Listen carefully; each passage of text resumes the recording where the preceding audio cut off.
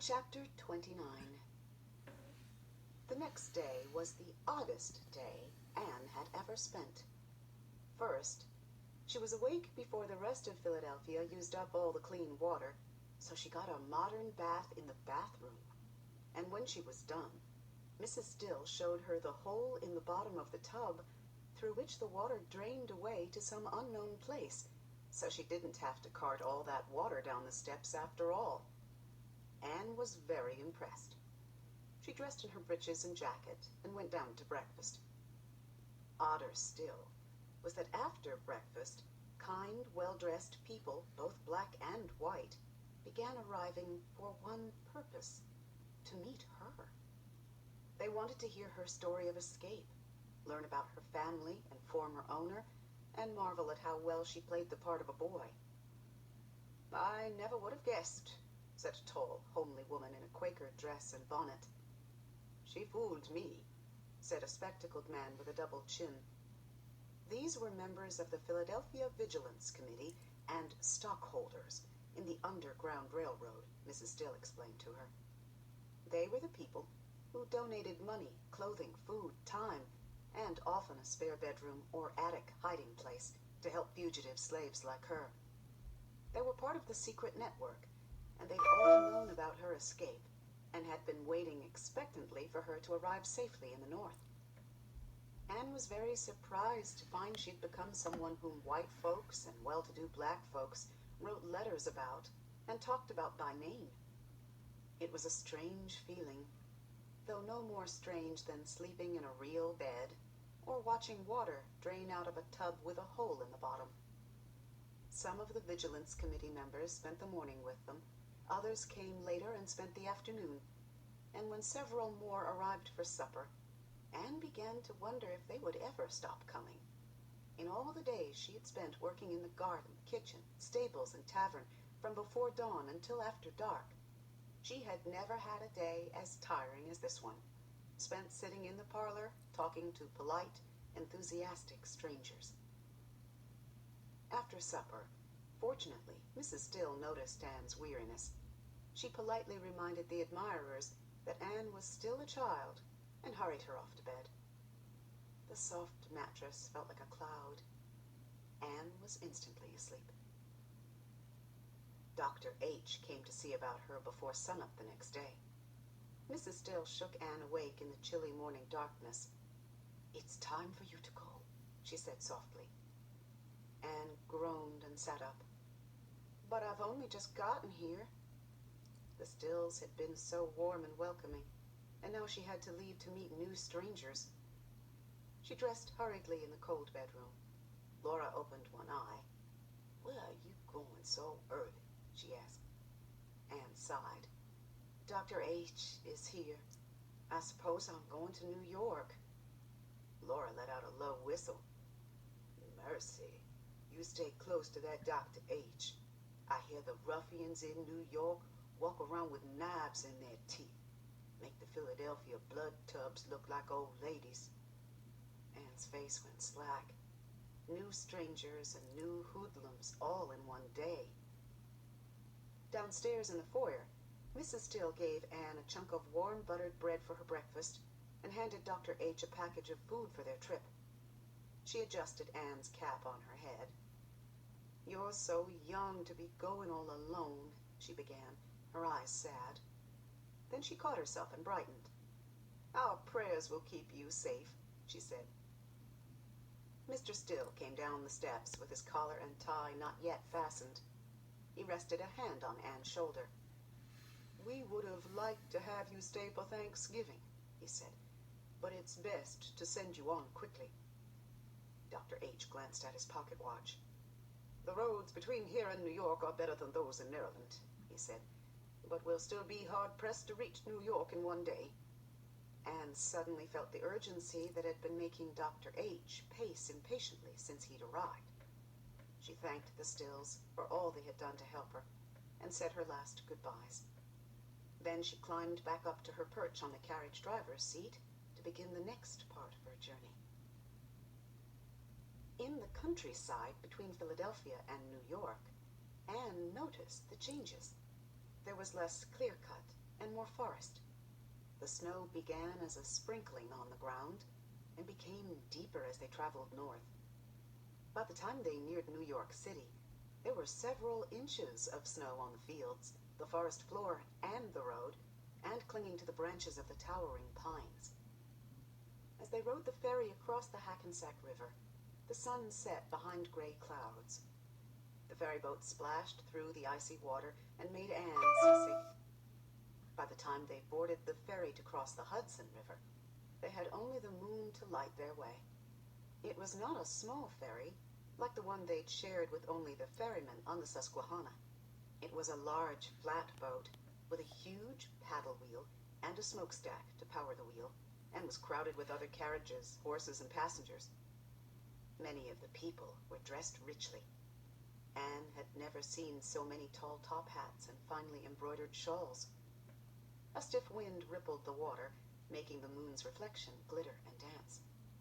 Anne pulled her cap down as far as it would go and huddled close to Dr. H's horse. When the ferry neared the shore, Anne could see in the moonlight that the harbor was teeming with other boats. Some were sailing vessels, with their ghostly white sails bulging in the wind, and others were steam-powered, with their smokestacks spewing the black smoke of coal fires. On shore, the din of crates and boxes being thrown onto the docks combined with the shouts of the workers. Dr. H helped her lead the horse onto dry land, then mounted the driver's seat with her and took the reins. He had to dodge other carriages, pedestrians, wagons filled with barrels, and fast-trotting horses just to get to the street. Anne glanced up at the sign, Barclay Street. Dr. H's carriage continued to weave in and out of the rushing traffic. The streets were lit everywhere with gas lamps, and in their amber light, the life of New York City seemed to be going on as if it were midday. Tall buildings, some as much as 8 stories high, rose on either side of them. Anne saw men in wide-lapelled suits with stiffly waxed mustaches that stuck out like sheep horns under their noses. She saw ladies in colorful dresses with feathers in their bonnets. Walking along the same sidewalks were people dressed in torn and dirty rags. The noise was deafening. There was the sharp striking of many horseshoes against the stone pavement, red and yellow omnibuses clattering along their iron rails, the rattling of boxes in the bumping wagons, and everywhere the shouts and curses of drivers and pedestrians as people and horses and vehicles came close to colliding. Anne rubbed her eyes. They stung from the coal smoke.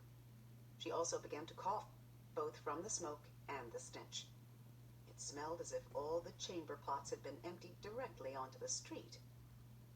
They rounded a corner, and there was a bit less traffic.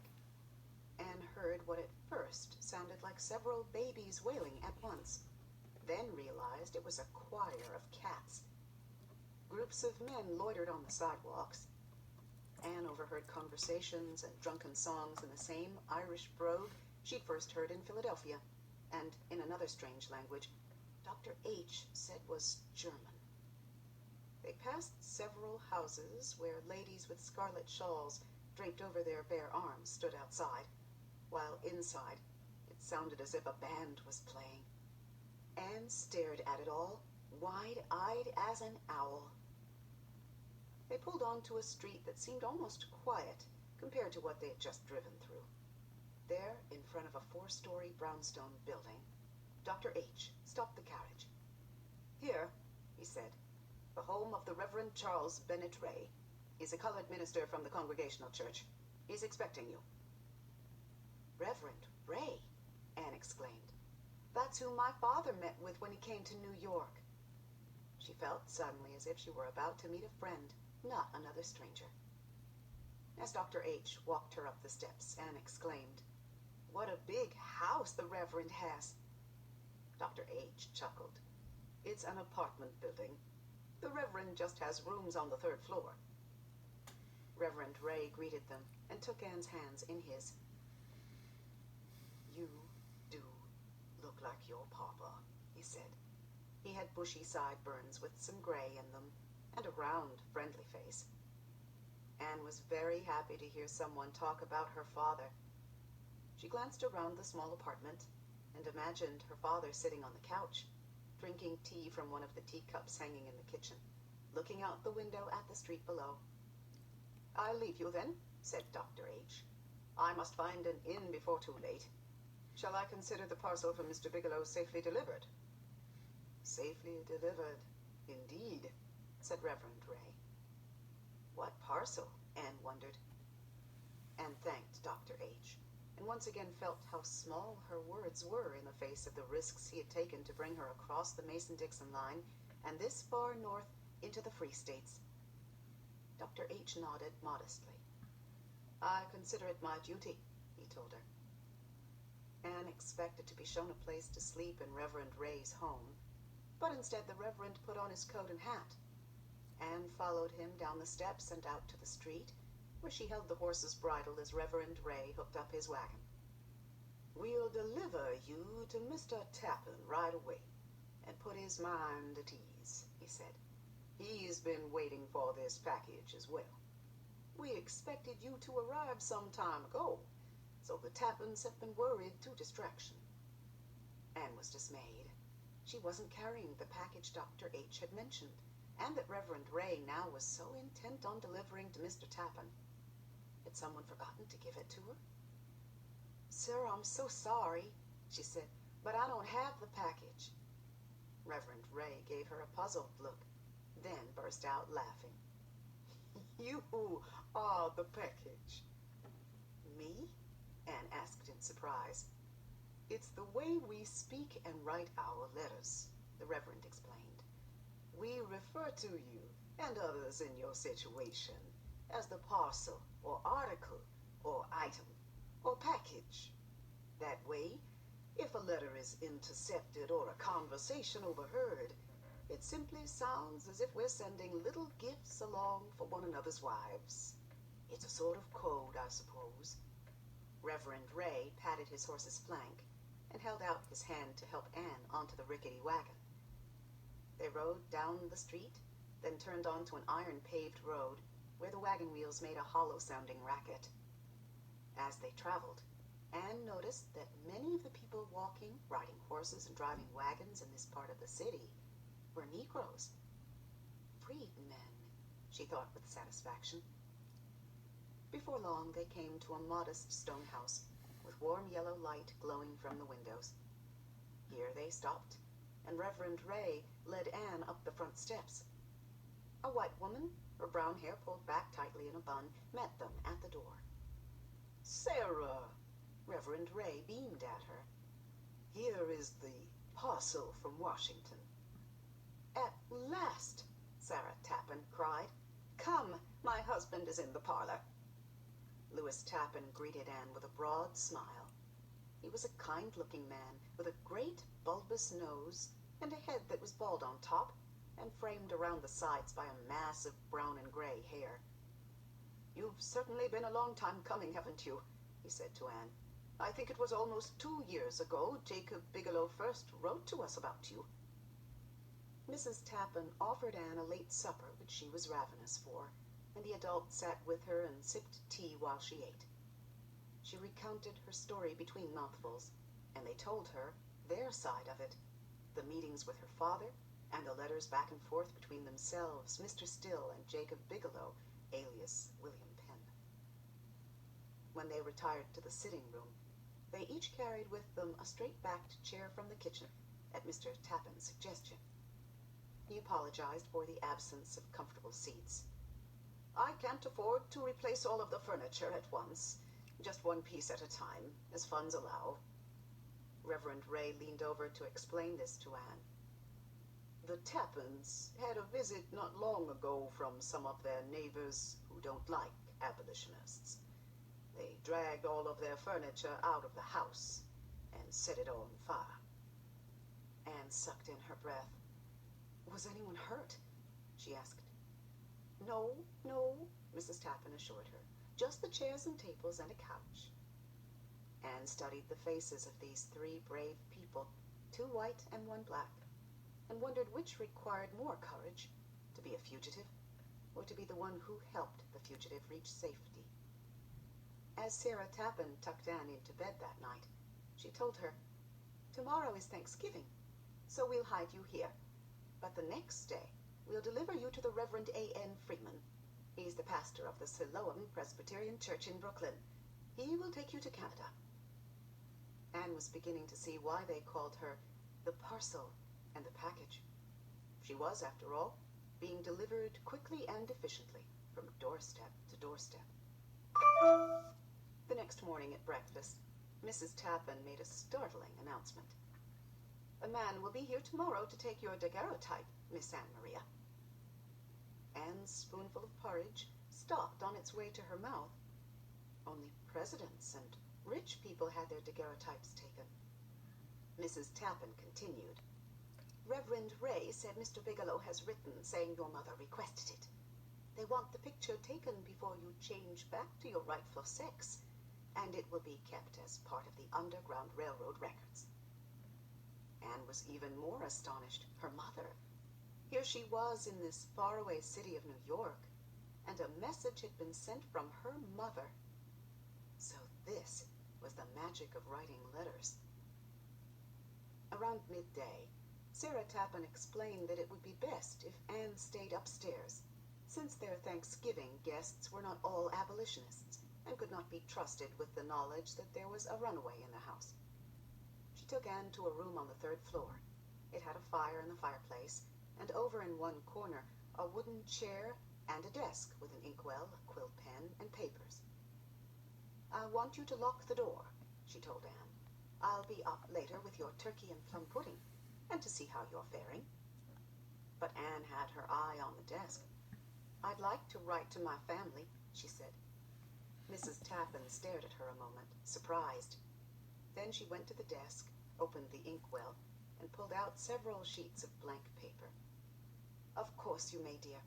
But please, don't mention the name of anyone who has helped you get here. And do keep the letters well hidden until you reach Canada. It would not be safe to post them before you cross the border." Anne promised she would. Mrs. Tappan left to tend to her guests, who were already beginning to fill the parlor downstairs, and Anne locked the door securely. She sat down at the desk and ran her fingers over the smooth cherry wood. She picked up the quill pen. It felt strange in her hand. She had only ever formed letters on a slate with a crude piece of chalk. She dipped the pen in the ink and moved it toward the paper. A dollop of ink dripped onto the page, making an ugly dark blotch. She sighed. She dipped the pen again, then tapped it lightly on the edge of the inkwell. This time it didn't drip. "Dear..." She drew the pen over the paper, printing her letters the way young Miss Sarah had taught her. Her writing wasn't beautiful, like the graceful cursive she'd seen Mr. Bigelow use, but she could print out the words the way she remembered them from newspapers and books. She smiled, bit her lip, and continued slowly. "Mother, Father, Catherine, and John Jr. I miss you all more than I can say." She dipped and wrote, and felt in the movement of her hand that she was touching her family. It was not a solid touch like an embrace or a kiss, but a caress like feathers or wind. She saw her thoughts appear on the page, and hoped that when her family read her words, they would feel that she was close rather than so far away. "They will take my daguerreotype before I leave and send it to you. I do hope that it will not be the last time you see my face before we meet in heaven. I send all my love. Yours, Anne Maria." She wiped the tears quickly off her cheeks so they wouldn't splash down on the page and ruin the ink. As she wrote, she felt another strong tug on her heart.